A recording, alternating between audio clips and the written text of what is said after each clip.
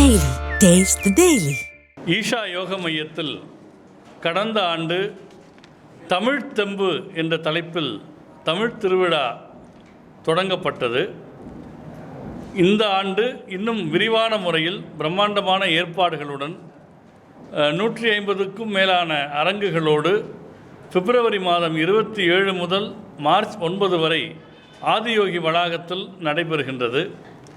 பல்வேறு விதமான போட்டிகள் நடைபெறுகின்றன, கண்காட்சிகள் நடைபெறுகின்றன.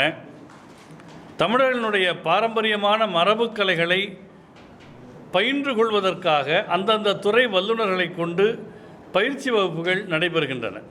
தவில் கலையிலே தொடங்கி மர சிற்பங்களிலே தொடங்கி மாமல்லபுர சிற்பங்கள் வரையில் அந்தந்த துறையிலே வல்லுநர்கள் நேரடியாக பயிற்சி தர இருக்கிறார்கள். இவை தவிர கலை நிகழ்ச்சிகள் நடைபெறுகின்றன. 16 வயதுக்கு உட்பட்டவர்கள், 16 வயதுக்கு மேம்பட்டவர்கள் என்று 2 பிரிவுகளில் கட்டுரை போட்டி, கவிதை போட்டி, ஓவியப் போட்டி ஆகியவை தமிழ் மாண்பை வெளிப்படுத்துகிற விதமாக, தமிழர்களுடைய நிலத்தின் மாண்பு, தமிழ் வேந்தர்களுடைய மாண்பு இவற்றை கருப்பொருளாக கொண்டு இந்த போட்டிகள் ஏற்பாடு செய்யப்பட்டிருக்கின்றன.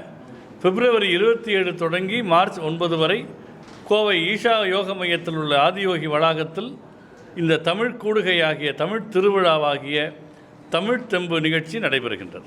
பாதகம் செய்பவரை கண்டால் நாம் பயம் கொள்ளலாகாது பாப்பா, மோதி மிதித்துவிடு பாப்பா, அவர் முகத்தில் உமிழ்ந்துவிடு பாப்பா.